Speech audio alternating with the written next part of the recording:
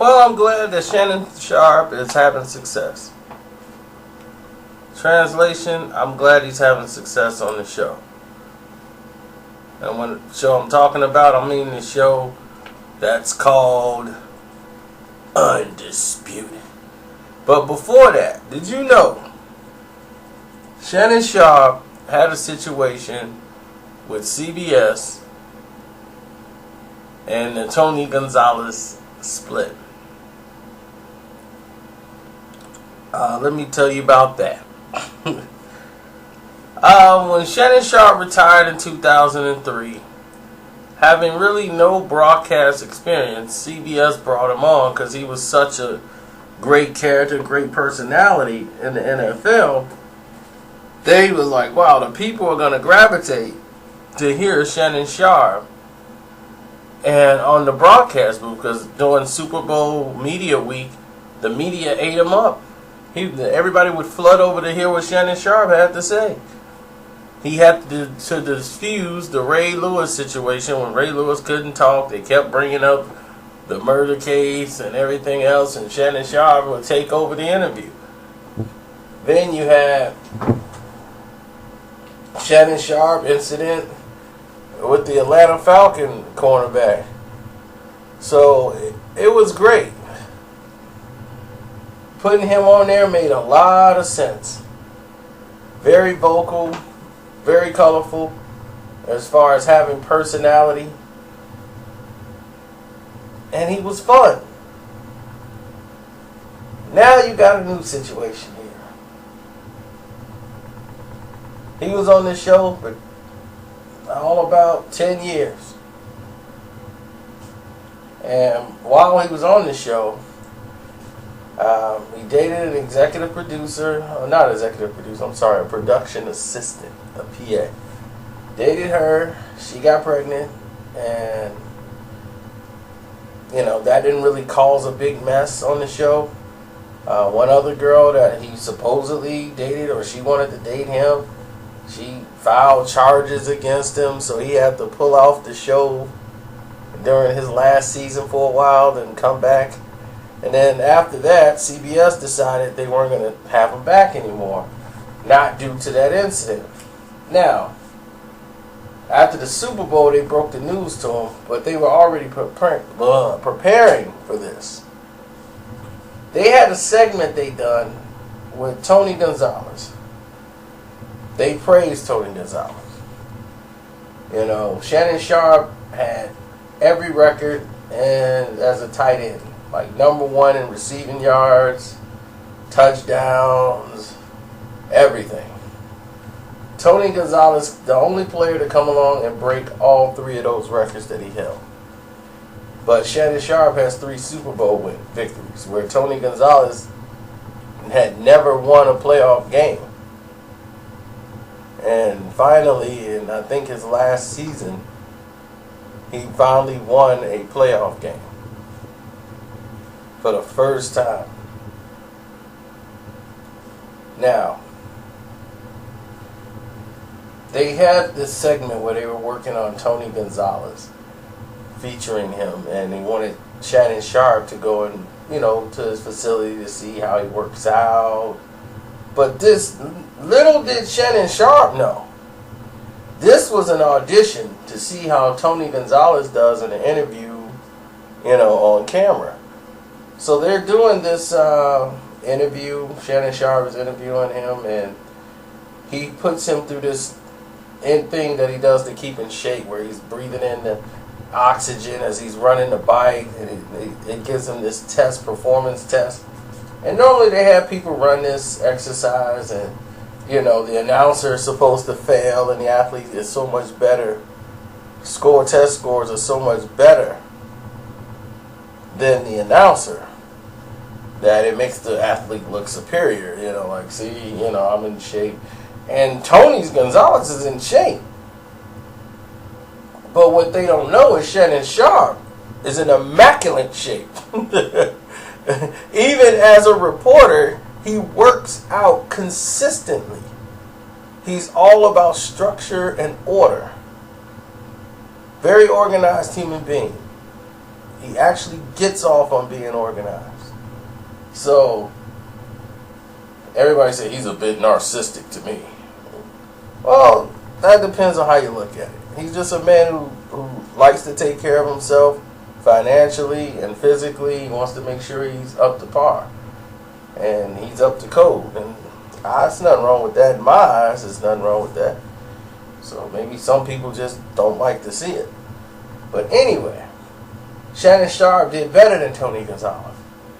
And Tony was a little upset about that.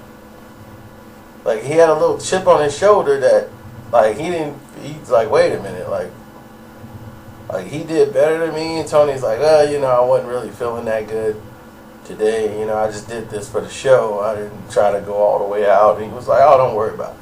So when Shannon brought that up on the show, Tony felt a little slighted that he would even mention the fact that he bested Tony's numbers. But he didn't really mean nothing about it. He's just being Shannon Sharpe. So, it's not like Tony had him removed. He just felt a certain way about that. But then he said he didn't care. But you know how it is. All of a sudden, after the Super Bowl, they tell Shannon Sharpe, we're going to not bring you back next year. Of course, he wants to know why. And nobody can give him an excuse why. And Shannon Sharpe said everything right. I'm sad and disappointed. I'd like to thank them for giving me an opportunity to do this job when I had no experience back in 2003. I'll forever love them, and respect them for what they did. But to say I'm sad and disappointed, it's a sad thing. I don't even think Dan Marino even gave a response.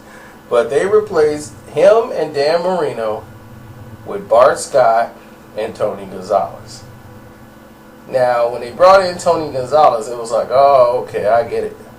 He just played. He's a part of the new era. They want to keep it fresh. And that's what they want to tell them. We want to get these new faces in here, these guys who've been playing within the last 10 years. Want to kind of get them in here. JB, Boomer, and Cowher, those are the seniors. They got to stay here. Those are the staple faces of CBS, so nobody's going to move them. But Dan Marino, things, and this is how it works.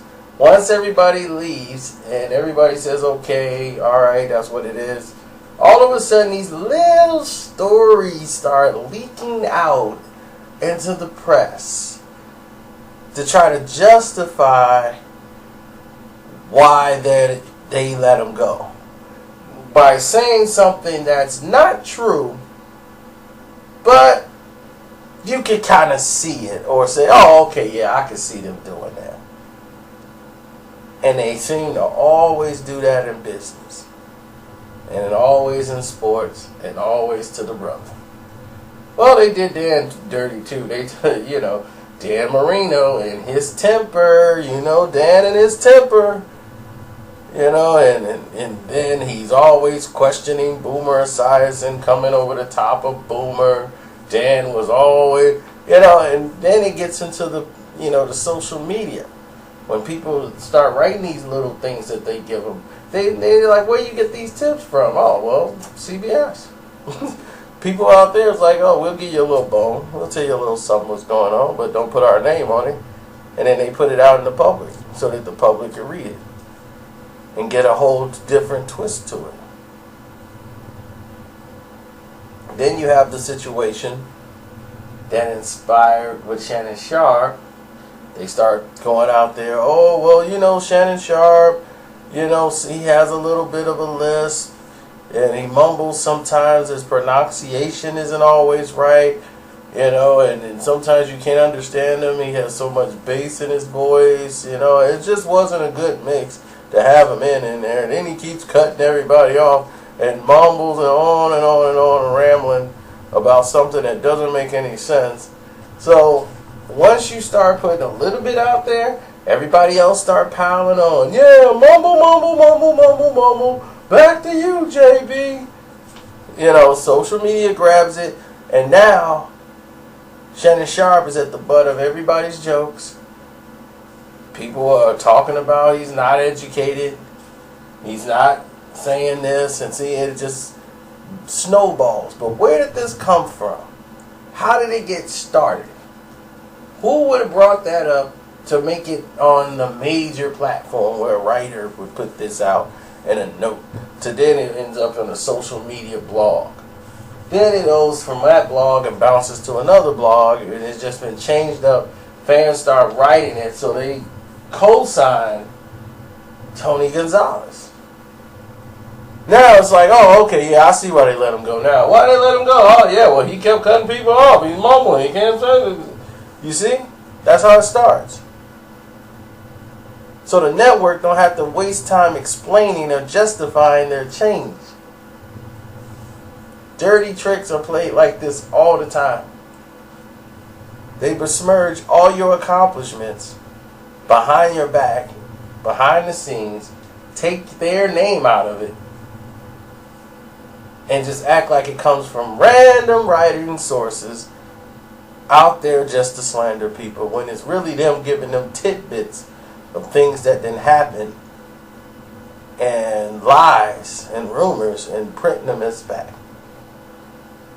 Now, moving right along to actually Tony Gonzalez getting the job. Tony got the job. Shannon Sharpe didn't complain. He didn't blame Tony for anything. He actually thought Tony Gonzalez was going to continue playing.